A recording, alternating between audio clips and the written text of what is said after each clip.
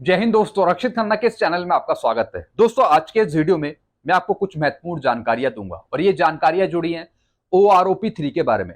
दोस्तों, आज मैं सोशल मीडिया पे कुछ चीजें सर्च कर रहा था OROP3 के बारे में। मैं ये जानना चाह रहा था कि क्या पॉलिसी हो सकती है OROP3 की।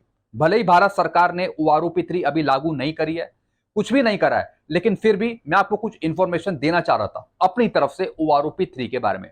दोस्तों, आज मेरे को एक वेबसाइट मिली जिसमें यह बताया गया है कि OROP3 टेबल कहीं ना कहीं बनी हुई है और उसको दिखाया गया है टीवी में। जी हाँ दोस्तों, और भी चीजें कुछ बताई हैं OROP3 के बारे में, पुरानी OROP2 के बारे में, OROP1 के बारे में, कुछ पॉलिसी समझाई है कि किस बेस पर OROP3 आपको मिल सकती है, क्या क्या चीजें होने वाली हैं। और दोस्तों, यह भी बताया कि एक टेबल निकल के आई है OROP3 की जिसमें कुछ आपकी बढ़ोतरी दिखा रखी है पेंशन पे। दोस्तों, एक तरीके की ये एक नई अपडेट है, ताजा जानकारी है OROP3 की। और दोस्तों, इस नोट में OROP3 के बारे में कुछ चीजें लिखी हुई हैं, कुछ नोट लिखे हुए हैं। तो दोस्तों, वो नोट भी मैं आपको आगे समझाऊंगा। तो दोस्तों, ये जानकारी आपके लिए बहुत महत्वपूर्ण है, इसलिए इस वीडियो को आप शुरू से लेकर आखिरी तक देखेगा और अपने ग्रुप में भी शेयर कर दीजिएगा। वीडियो में आगे बढ़ने से पहले एक छोटी सी अपील कर रहा हूं, अगर आप पहली बार मेरा चैनल देख रहे हैं या फिर ये वीडियो देख रहे हैं तो आप मेरा चैनल सब्सक्राइब भी कर सकते हैं जिसका नाम है रक्षित खन्ना, क्योंकि ऐसी जानकारी अक्सर आपको मिलती रहती है इस चैनल के माध्यम से। दोस्तों, कई बार मैं क्या नोटिस करता हूं कि आप मेरा वीडियो तो देखते हैं, चैनल तो देखते हैं, लेकिन चैनल सब्सक्राइब नहीं करते। दोस्तों, ऐसा मत करिए। अगर आप मेरा वीडियो देख रहे हैं, चैनल देख रहे हैं, तो दोस्तों चैनल जरूर सब्सक्राइब करें। जी हाँ दोस्तों, इससे मुझे मोटिवेशन मिलता है, जो मेरी मेहनत होती है वो कहीं ना कहीं सफल होती है। जी हाँ दोस्तों, तो अगर आप मेरा वीडियो देखते हैं कंटिन्यू या फिर पहली बार देख रहे हैं तो आप चैनल जरूर सब्सक्राइब करें जिसका नाम है रक्षित खन्ना। चलते हैं दोस्तों, आगे बढ़ते हैं। जैसे मैंने आपको बताया कि आज मुझे एक वेबसाइट मिली जहां पर OROP3 के बारे में कुछ इंफॉर्मेशन दी है। दोस्तों, इस वेबसाइट का नाम है sanjamorcha.com। आप भी देख सकते हैं इस वेबसाइट को, टेबल भी देख सकते हैं। मैं इसका लिंक अपने डिस्क्रिप्शन बॉक्स में दे दूंगा, वहां से आप इस वेबसाइट पे जा सकते हैं, टेबल्स देख सकते हैं और कुछ नोट भी पढ़ सकते हैं OROP के बारे में। दोस्तों, ये वेबसाइट है और दोस्तों ये वेबसाइट कहीं ना कहीं ऑल इंडिया एक्स सर्विसमैन सांझा मोर्चा की तरफ से ये बनाई गई है, जिसमें बहुत सी इंफॉर्मेशन आपको मिल जाएगी। इस दोस्तों वेबसाइट ने बताया है tentative table for OROP3 as being displayed on TV today. यानी दोस्तों, आज की तारीख में या फिर पहले जो ये टेबल है ये टीवी पर दिखाई गई है, डिस्प्ले करी गई है OROP3 पेंशन टेबल। और दोस्तों, ये पेंशन टेबल बिल्कुल उसी तरीके से जिस तरीके से पहले OROP2 की टेबल PIB रिपोर्ट ने जारी करी थी। जी हाँ दोस्तों, जिस तरीके से पहले PIB ने एक रिपोर्ट जारी करी थी, OROP2 दिखाई थी, एक डेमो दिखाया था, उसी तरीके से बिल्कुल यही टेबल है OROP3 की। लेकिन दोस्तों, इस टेबल में सारी रैंक मौजूद नहीं है, कुछ रैंक मौजूद है, ORs की, JCOs की, इसमें SCOs की पेंशन नहीं है, फिर ऑफिसर्स की पेंशन इसमें आ रही है। मैं आपको कुछ चीजें समझा देता हूं, फिर इसी वेबसाइट के आधार पे कुछ नोट्स मैं आपको समझाऊंगा OROP3 से जुड़े हुए। दोस्तों, इसमें लिखा है टेंटेटिव टेबल, एक टेंटेटिव टेबल है OROP3 की, आर्मी, नेवी, एयरफोर्स, इसी के इक्विवेलेंट रैंक। सबसे पहले दोस्तों, इसमें सिपाही की पेंशन दी है, इसमें कोई क्वालिफाइंग सर्विस नहीं लिखी हुई, सिर्फ एक एस्टिमेट बताया है, एक खांचा बताया है आपको समझाने के लिए। जैसे एक सिपाही की पेंशन है 17,699 या फिर 18,807, तो उनकी पेंशन होगी OROP3 में 21,000 के आसपास, 21,785। अगर कोई नायक है, अगर इनकी पेंशन OROP2 में अगर 20,107 है या फिर OROP1 में 18,427 है, तो OROP3 में हो जाएगी 22,000 के आसपास, 22,000 के आसपास। अगर दोस्तों कोई हवलदार है और उनकी 21,782 है OROP2 में, तो इनकी पेंशन हो जाएगी 23,000 के आसपास, 23,000 के आसपास।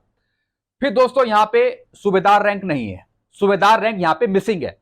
फिर दोस्तों, यहां पे दे रखा है नायब सूबेदार का, अगर पहले OROP1 के अनुसार 24,233 है या फिर OROP2 में 24,825 है, तो इनकी पेंशन यहां पे दिखाई है 27,000 के आसपास। फिर दोस्तों, नीचे दी है सूबेदार मेजर की पेंशन, जैसे मैंने आपको बताया सूबेदार रैंक नहीं है इसमें, सूबेदार मेजर दे रखी है। जैसे सूबेदार मेजर की 33,527 दे रखी है, तो इनकी पेंशन OROP3 में दिखाई है 38,000 या फिर 39,000 के आसपास। फिर नीचे दोस्तों यहां पे ऑफिसर्स की रैंक दे रखी है, ऑफिसर्स की पेंशन दे रखी है, इसमें honorary lieutenant, honorary captain rank मौजूद नहीं है, जिस तरीके से OROP 2 में नहीं थे PIB की रिपोर्ट में। ऑफिसर्स की दोस्तों यहाँ पे पेंशन बढ़ा के दे रखी है। ब्रिगेडियर की दे रखी है 1,13,300, लेफ्टिनेंट कर्नल की दे रखी है 99,200, फिर कर्नल की दे रखी है 1,07,500, फिर दोस्तों लेफ्टिनेंट जनरल की भी 1 लाख से ऊपर दे रखी है, मेजर जनरल की भी 1,14,000 के आसपास दे रखी है। तो दोस्तों यहाँ पे ऑफिसर्स को बढ़ाकर पेंशन दे रखी है, लगभग इनकी 25 से 30% तक की बढ़ोतरी हो रही है।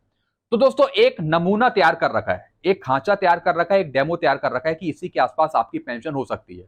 और यह भी बता रखा है कि एक टेंटेटिव टेबल है, अगर भारत सरकार OROP 3 आगे निकालती है उसमें जो पेंशन बढ़ोतरी होती है वो कहीं ना कहीं इस टेबल के आसपास हो सकती है। और भी दोस्तों नीचे चीजें लिखी हुई हैं, इसमें नीचे लिख रखा है सब OROP के बारे में। और दोस्तों जो भी इसमें चीजें लिखी हुई हैं इसके बारे में मैंने एक अलग से नोट तैयार कर लिया है कि OROP 3 की क्या क्या पॉलिसी होने वाली है, वो भी हम समझ लेते हैं। दोस्तों कुछ पॉलिसी हैं, लगभग 5 से 6 पॉइंट है OROP 3 के बारे में, यह भी मैं आपको समझाना चाहूंगा। OROP 3 के रूल्स, सबसे पहला पॉइंट है PMR आउट। जी हां दोस्तों, PMR को OROP 3 के दायरे से बाहर रखा जा सकता है, जिस तरीके से OROP की पॉलिसी बना रखी है भारत सरकार ने।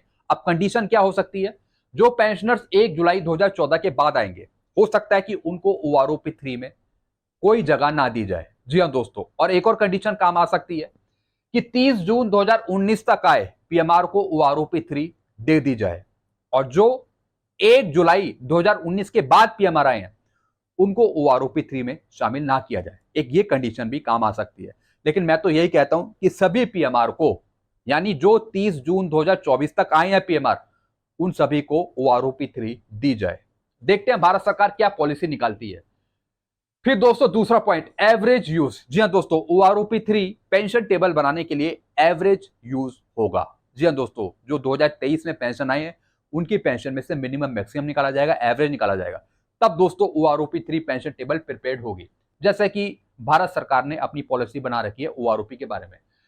फिर दोस्तों बढ़ेगी कितनी पेंशन, सिपाही से लेके ऑनरी नायब सूबेदार तक जो बढ़ सकती है पेंशन वो 18 से 23% तक। जी हां दोस्तों, 18% से 23% तक आपकी पेंशन बढ़ेगी, सिपाही से लेके ऑनरी नायब सूबेदार रैंक तक। अगर मैं JCOs की, SCOs की बात करूं तो दोस्तों यहां पर इनकी पेंशन 2% से 10% के बीच में रह सकती है। जी हां दोस्तों, क्योंकि जो 2023 में पेंशन आए हैं JCOs, SCOs, उनकी पेंशन ज्यादा नहीं बढ़ी है, बहुत ही मिनिमम या फिर ना के बराबर पेंशन बढ़ी है। तो इस वजह से OROP 3 में JCOs को, SCOs को नुकसान पहुंच सकता है। ये मैं अपनी तरफ से नहीं कह रहा हूं, कहीं आप सोच रहे हो कि शायद मैं कम करना चाह रहा हूं पेंशन, ऐसा बिल्कुल नहीं है। जो एग्जैक्ट पॉलिसी है एवरेज की वो मैं आपको समझाना चाह रहा हूं JCOs की और SCOs की पेंशन के बारे में। इसलिए दोस्तों यहां पे बढ़ोतरी 2 से या फिर 10% के बीच में रह सकती है JCOs की, SCOs की। फिर दोस्तों अगला point, same pension to give pensioners. जी हां दोस्तों, अलग अलग क्वालिफाइंग सर्विस में आपको एक जैसी पेंशन देखने को मिल सकती है OROP 3 में।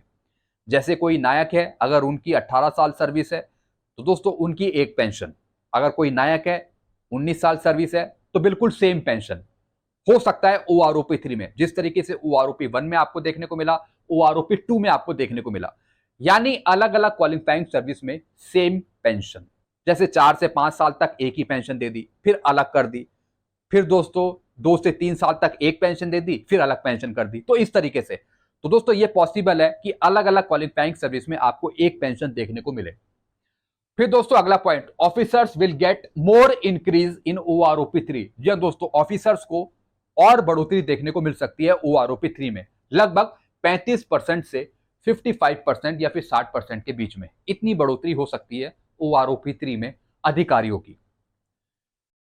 फिर दोस्तों मैंने आपको बता दिया PPOs के आधार पे आपकी पेंशन निकाली जाएगी। जो 2023 में पेंशन आए हैं उनकी पेंशन में से मिनिमम, मैक्सिमम, एवरेज, उसके आधार पे आपकी पेंशन सेट करी जाएगी OROP 3 में। तो दोस्तों ये कुछ गाइडलाइन थी OROP 3 की, इसी के आसपास ये पॉलिसी लागू हो सकती है OROP 3 में। दोस्तों इसी को देखते हुए आपके कुछ क्वेश्चंस हैं वो आप पूछ सकते हैं कमेंट बॉक्स में। तो दोस्तों वीडियो में यही एंड करूंगा। वीडियो आपको अच्छा लगता है वीडियो को लाइक करें और इस चैनल को आप सब्सक्राइब कर सकते हैं जिसका नाम है Rakshit Khanna. Thank you so much.